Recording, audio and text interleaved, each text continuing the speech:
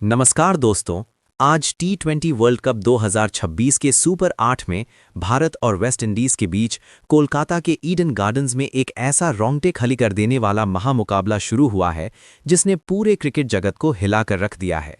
Toss जीतकर भारतीय कप्तान सूर्यकुमार यादव ने ओवर्स के प्रभाव को देखते हुए पहले गेंदबाजी का फैसला किया ताकि लक्ष्य का पीछा करना आसान हो सके।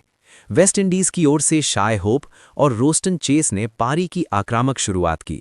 हालांकि बुमराह की सटीक यॉर्कर और वरुण चक्रवर्ती की फिरकी ने मध्य क्रम को झरोरा, लेकिन शिमरॉन हेटमायर के रिकॉर्ड और कप्तान रोमन पॉवेल की तूफानी बल्लेबाजी की बदौलत वेस्ट इंडीज ने 195 रनों का विशाल स्कोर खड़ा कर दिया।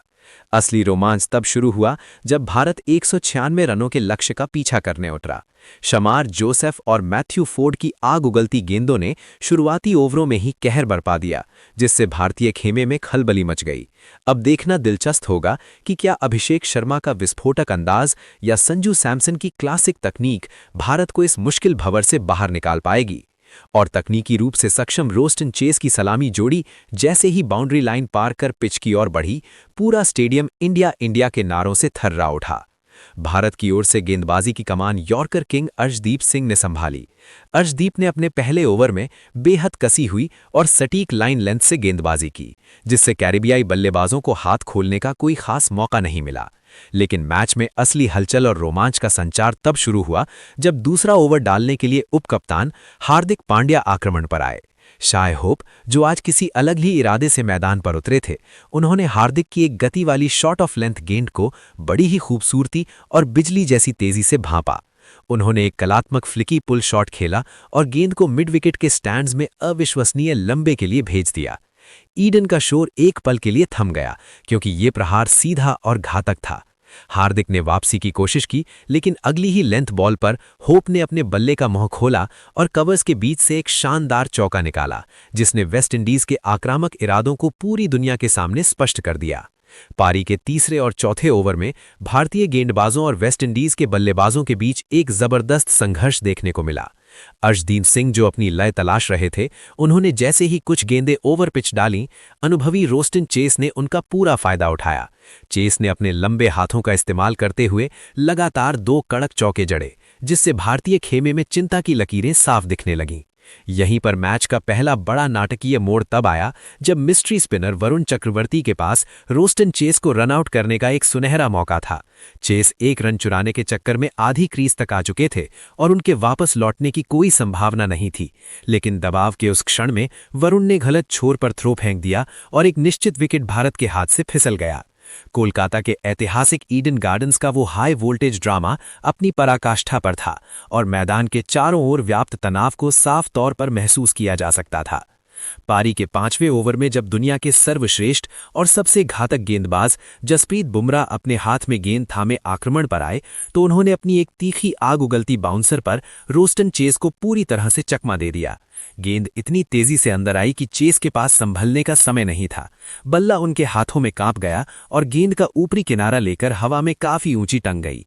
शॉर्ट फाइन लेग पर तैनात युवा अभिषेक शर्मा के पास एक बेहद आसान, जिसे क्रिकेट की भाषा में लॉलीपॉप कैच कहा जाता है, वो आया। पूरा स्टेडियम विकेट के जश्न में डूबने ही वाला था, लेकिन भाग्य आज पूरी तरह से कैरिबियाई टीम के साथ था। अभिषेक के हाथों से वो आसान सा कैच छिटककर जमीन पर जा गिरा, जिसे देखकर न केवल बुमराह हक्के बक्के रह गए, बल्कि पूरा भारतीय खेमा और डगआउट गहरे सन्नाटे में डूब गया। रोस्टन चेस ने इस मिले हुए जीवनदान का जश्न बहुत ही निराले और आक्रामक अंदाज में मनाया। उन्होंने बुमराह की अगली ही गेंद की गति का फायदा उठाते हुए एक इनोवेटिव स्कूप शॉट खेला और गेंद को विकेटकीपर के सिर के ऊपर से बाउंड्री के पार चौके के लिए भेज दिया। इन शुरुआती 5 ओवरों के नाटकीय घटनाक्रम ने यह स्पष्ट कर दिया था कि आज ईडन गार्डन्स में रनों की मूसलाधार बारिश और रोमांच की पराकाष्ठा होने वाली है। पावर प्ले की समाप्ति के बाद जब पाबंदियां हटीं, तो कप्तान ने अक्षर पटेल और हार्दिक पांड्या की जोड़ी को रनों की रफ्तार पर लगाम लगाने के कठिन मिशन पर लगाया। इन दोनों ने अपने सटीक लाइन लेंथ से बल्लेबाजों को बांधने की कोशिश की, लेकिन शाय होप और रोस्टन चेस की जोड़ी आज किसी अलग ही मिट्टी की बनी थी। इन दोनों ने भारतीय स्पिनरों के खिलाफ स्वीप और रिवर्स स्वीप जैसे जोखिम भरे शॉट्स का सहारा लिया और ईडन के चारों कोनों में चौकों की झड़ी लगा दी। पारी के 9वें ओवर तक वेस्ट इंडीज का स्कोर रॉकेट की रफ्तार से बढ़ रहा था और भारतीय प्रशंसक डरे हुए थे। इसी नाजुक मोड़ पर कप्तान सूर्य कुमार यादव ने अपने मिस्ट्री स्पिनर वरुण चक्रवर्ती को मोर्चे पर तैनात किया। वरुण ने अपनी उंगलियों का जादू बिखेरा और एक ऐसी जादुई कैरम बॉल डाली जो पिच होने के बाद बिजली की गति से अंदर की ओर टर्न हुई। शाय होप इस टर्न को पढ़ने में पूरी तरह से विफल रहे और गेंद उनके डिफेंस को चीरती हुई सीधे मिडिल स्टंप से जा टकराई। भारत को आखिरकार वो पहली और बहुप्रतीक्षित सफलता मिली जिसकी उसे सख्त जरूरत थी। होप की आउट होने के बाद क्रीज पर कदम रखा वेस्टइंडीज के सबसे विस्फोटक और निडर बल्लेबाज शिमरॉन हेटमायर ने मैदान पर कदम रखते ही जैसे तबाही का मंजर रच दिया। उन्होंने अपनी पहली ही कुछ गेंदों पर हार्दिक पांड्या के ओवर में एक गगनचुंबी और विशाल छक्का जड़ा, जिससे गेंद स्टैंड्स की अंतिम कतारों में जा गिरी। इसके तुरंत बाद उन्होंने वरुण चक्रवर्ती के अगले ओवर में एक और प्रचंड छक्का जड़कर इतिहास रच दिया। इस शॉट के साथ हेटमायर ने एक ही टी20 विश्व कप संस्करण में सर्वाधिक छक्के लगाने का विश्व रिकॉर्ड अपने नाम कर लिया।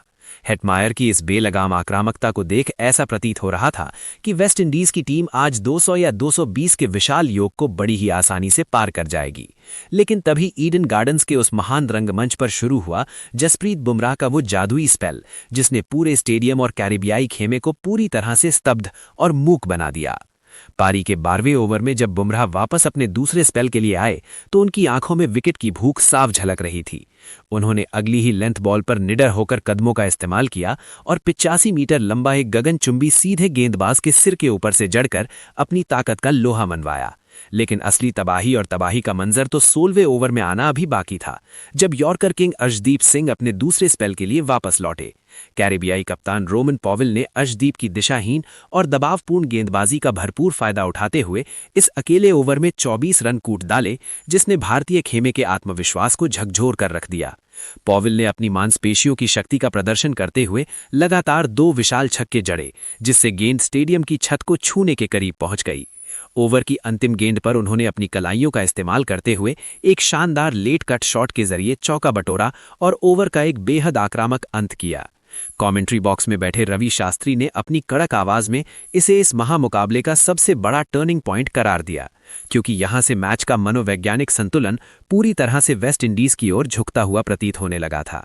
ईडन गार्डन्स के उस ऐतिहासिक रणक्षेत्र में जहां हवाओं में बढ़ती ओस और दर्शकों का शोर एक अलग ही समा बांध रहा था, मैच का रोमांच तब अपनी चरम पर पहुंचा जब पारी का 17वां ओवर फेंकने के लिए मिस्ट्री स्पिनर वरुण चक्रवर्ती को मोर्चे पर लगाया गया।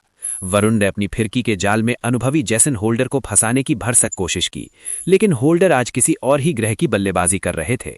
उन्होंने वरुण की एक थोड़ी सी छोटी रह गई गेंद को भांप लिया और अपनी जबरदस्त बॉटम हैंड पावर का ऐसा अविश्वसनीय इस्तेमाल किया कि गेंद 80 मीटर दूर स्टैंड्स की गहराइयों में जा गिरी।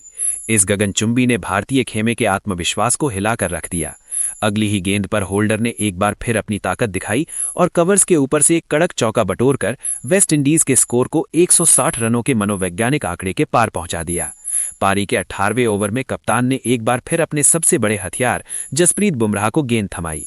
आमतौर पर बुमराह अंतिम ओवरों में रनों पर लगाम लगाने और बल्लेबाजों को खामोश रखने के लिए जाने जाते हैं, लेकिन आज ईडन की किस्मत कुछ और ही कह रही थी। रोमन पॉवेल और जेसन होल्डर की जोड़ी ने आज जसप्रीत बुमराह जैसे दिग्गज को भी नहीं बख्शा। होल्डर ने बुमराह की एक चालाक स्लोअर बाउंसर पर अपनी एकाग्रता बनाए रखी और एक टॉप एज के सहारे भाग्यशाली चौका हासिल किया। इसके तुरंत बाद कप्तान पॉवेल ने बुमराह की गति का फायदा उठाते हुए एक कड़क फ्लिक शॉट खेला। मिड विकेट पर तैनात युवा अभिषेक शर्मा ने अपनी दाईं ओर एक लंबी डाइव लगाई, लेकिन गेंद की रफ्तार इतनी तेज थी कि वो उनके हाथ के नीचे से निकलकर बिजली की गति से चौके के लिए चली गई। बुमराह के चेहरे पर आई निराशा ये बताने के लिए काफी थी कि मैच अब पूरी तरह भारत के नियंत्रण से बाहर जा रहा है। अंतिम ओवरों का ये रोमांच तब अपनी पराकाष्ठा था और एक भयानक मोड़ पर पहुंचा जब पारी के 19वें ओवर में अर्शदीप सिंह की गेंद पर अभिषेक शर्मा ने रोमन पॉवेल का एक बेहद आसान सा कैच टपका दिया। पूरे स्टेडियम में सन्नाटा पसर गया, क्योंकि पॉवेल जैसे खतरनाक बल्लेबाज को जीवन दान देना किसी आत्महत्या से कम नहीं था। पॉवेल ने सुनहरे जीवन दान का पूरा फायदा उठाया और अगली ही कुछ गेंदों पर प्रहार जारी रखे। पारी का अंतिम और 20वां ओवर लेकर एक बार फिर बुमराह आए। पहली ही गेंद पर जेसन होल्डर ने अपने लंबे कद का पूरा फायदा उठाया, क्रीज की गहराई का इस्तेमाल किया और काउ कॉर्नर के ऊपर से 82 मीटर का एक दर्शनीय और गगनचुंबी जड़कर भारतीय प्रशंसकों का दिल तोड़ दिया। बुमराह ने वापसी की कोशिश की, लेकिन उनकी चौथी गेंद एक लो फुल टॉस गिर गई, जिसे पॉवेल ने मिड विकेट की दिशा में इतनी प्रचंड शक्ति के साथ मारा कि लॉन्ग ऑन पर खड़े फील्डर के पास अपनी जगह से हिलने तक का समय नहीं था। गेंद किसी रॉकेट की तरह सीमा रेखा के पार 4 रनों के लिए निकल गई। निर्धारित 20 ओवरों के खेल के अंत में वेस्टइंडीज ने यह मुकाबला बड़ी ही आसानी से अपने नाम कर लिया। 4 विकेट खोकर 195 रनों का एक विशाल, अभेद्य और हिमालय स्कोरबोर्ड पर टांग दिया। कप्तान रोमन पोवेल मात्र 19 गेंदों पर 34 रन और जेसन होल्डर केवल 22 गेंदों पर 37 रनों की विस्फोटक पारियां खेलकर नाबाद लौटे। इन दोनों के बीच हुई इस साझेदारी ने भारत की सेमीफाइनल की राह को कांटों से भर दिया था। वेस्टइंडीज ने अंतिम 8 ओवरों के डेथ ओवर्स के खेल में अविश्वसनीय रूप से 92 रन बटोरे, जिसने पूरे मैच का मनोवैज्ञानिक संतुलन ही बदल दिया। ईडन गार्डन्स की ये पिच, जो शुरुआत में स्पिनरों को मदद दे रही थी, अब पूरी तरह से बल्लेबाजी के लिए एक स्वर्ग साबित हो रही थी। 196 रनों का ये विशाल लक्ष्य भारत के लिए सेमीफाइनल के दरवाजे खोलने के लिए एक एवरेस्ट जैसी चुनौती बनकर खड़ा था। आंकड़ों की बात करें तो बुमराह ने अपने 4 ओवरों में 36 रन देकर 2 सफलताएं हासिल कीं, जबकि अर्शदीप सिंह आज काफ़ी महंगे साबित हुए और बिना किसी विकेट के 43 रन लुटा दिए। अब सारा दारोमदार भारत की सलामी जोड़ी पर था। क्या वे इस कैरिबियाई पहाड़ जैसी चुनौती को पार कर पाएंगे, या वेस्टइंडीज का कोलकाता के ऐतिहासिक और राजसी ईडन गार्डन्स के मैदान पर आज क्रिकेट के जुनून का एक ऐसा समंदर उमड़ा है जिसकी लहरें पूरे बंगाल में महसूस की जा रही थीं। आईसीसी पुरुष टी20 विश्व कप 2026 के इस 52वें महामुकाबले में वेस्टइंडीज ने पहले बल्लेबाजी करते हुए 195 रनों का एक हिमालय और डरावना स्कोर खड़ा किया था। अब 196 रनों के विशाल लक्ष्य का पीछा करने उतरी भारतीय टीम के लिए ये केवल एक मैच नहीं, बल्कि सेमीफाइनल में पहुंचने का एकमात्र रास्ता था। ईडन की दूधिया रोशनी में जब भारत की सलामी जोड़ी मैदान पर उतरी तो स्टेडियम में मौजूद 66,000 दर्शकों का शोर आसमान चीर रहा था। ईडन गार्डन्स के उस ऐतिहासिक और विशालकाय रंगमंच पर जब भारत के सामने 196 रनों का हिमालय लक्ष्य था, तो पूरे स्टेडियम की धड़कनें किसी हाई वोल्टेज इंजन की तरह सुनाई दे रही थीं। इस कठिन चुनौती को स्वीकार करने के लिए भारत की ओर से पारी का आगाज करने के लिए युवा सनसनी अभिषेक शर्मा और तकनीक के धनी अनुभवी संजू सैमसन की जोड़ी जैसे ही बाउंड्री लाइन पार कर पिच पर पहुंची, दर्शकों का शोर 7वें आसमान को छूने लगा। पारी के पहले ही ओवर में वेस्टइंडीज के सबसे चतुर स्पिनर अकील हुसैन के खिलाफ अभिषेक शर्मा ने यह स्पष्ट कर दिया कि वे आज रक्षात्मक होने के मूड में बिल्कुल नहीं हैं। उन्होंने हुसैन की एक चतुराई भरी वाइड और फुल गेंद को अविश्वसनीय गति से भांप लिया और अपनी कलाइयों के जादू से उसे एक्स्ट्रा कवर के ऊपर से एक शानदार चौका जड़कर भारत का खाता खोला। दूसरे ओवर में भी अभिषेक का जलवा जारी रहा। उन्होंने तेज गेंदबाज मैथ्यू फोर्ड की गति का इस्तेमाल करते हुए एक कड़क पुल शॉट के जरिए बाउंड्री बटोरी। लेकिन ईडन के मैदान पर असली रोमांच और विध्वंस की शुरुआत तब हुई जब तीसरे ओवर में संजू सैमसन ने अकील हुसैन पर सुनियोजित धावा बोल दिया। संजू ने हुसैन के उस ओवर की धज्जियां उड़ाते हुए 2 लगातार विशाल और गगनचुंबी और एक कड़क चौका जड़कर कैरेबियाई कप्तान शाई होप को रणनीति बदलने पर मजबूर कर दिया।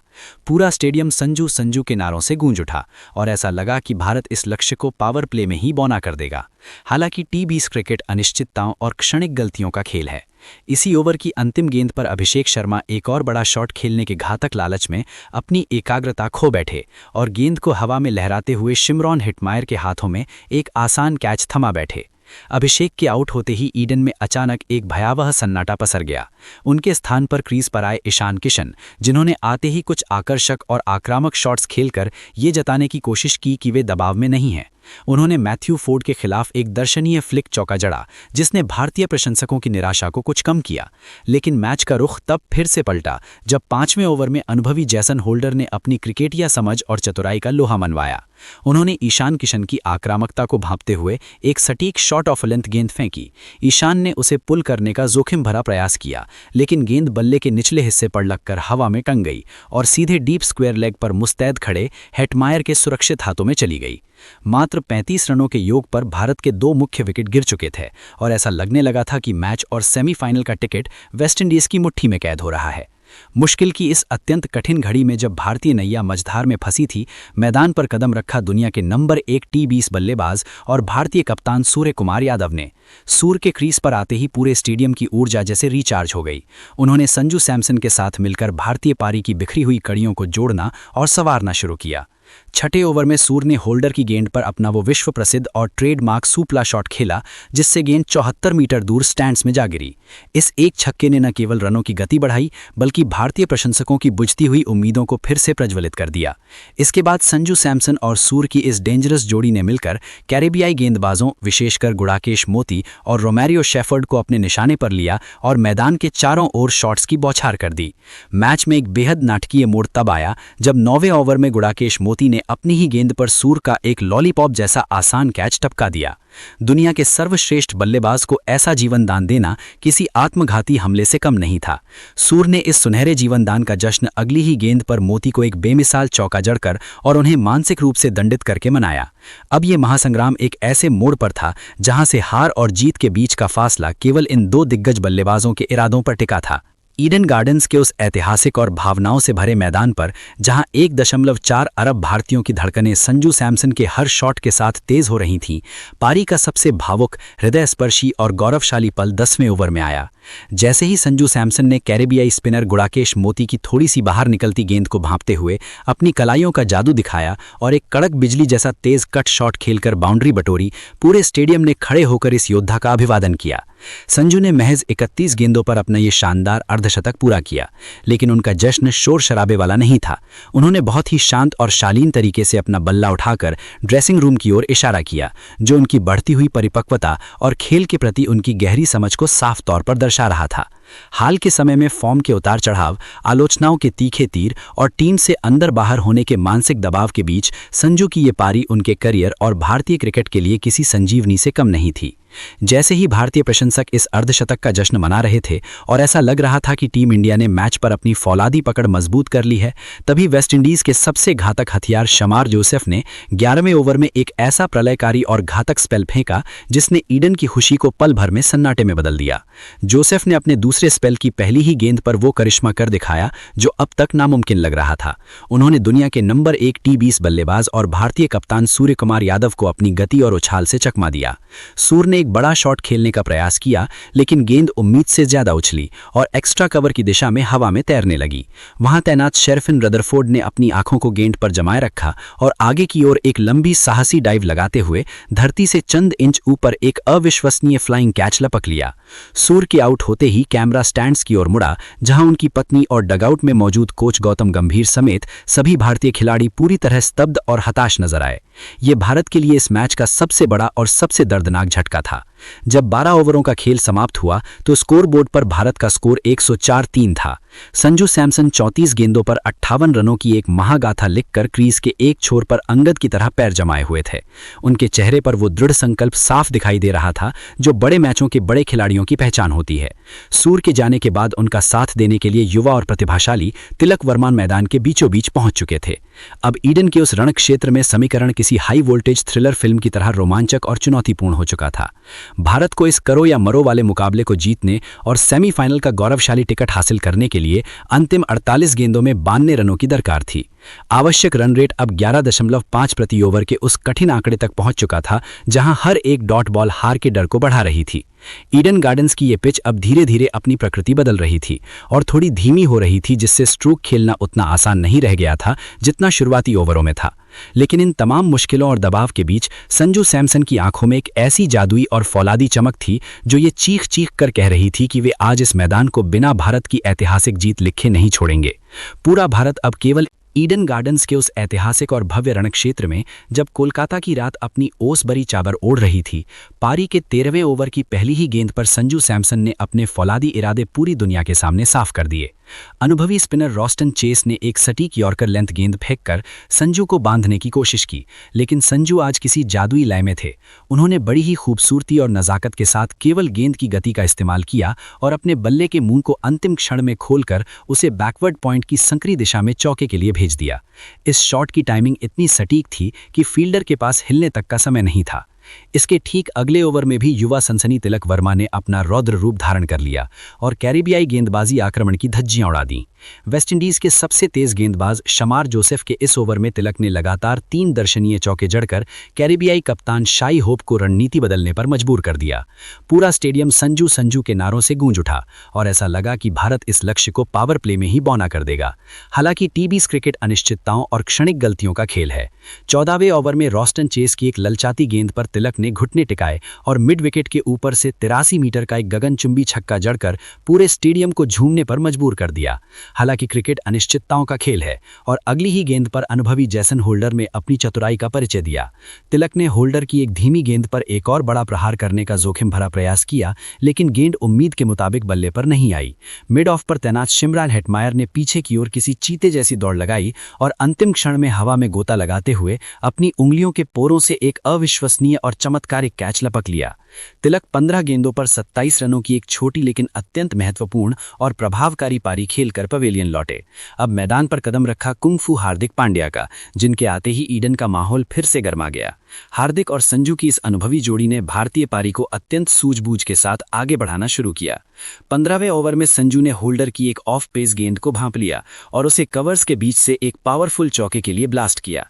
संजू के इस आत्मविश्वास को देख हार्दिक इतने गदगद हुए कि उन्होंने बीच मैदान पर जाकर संजू के हेलमेट को थपथपाया।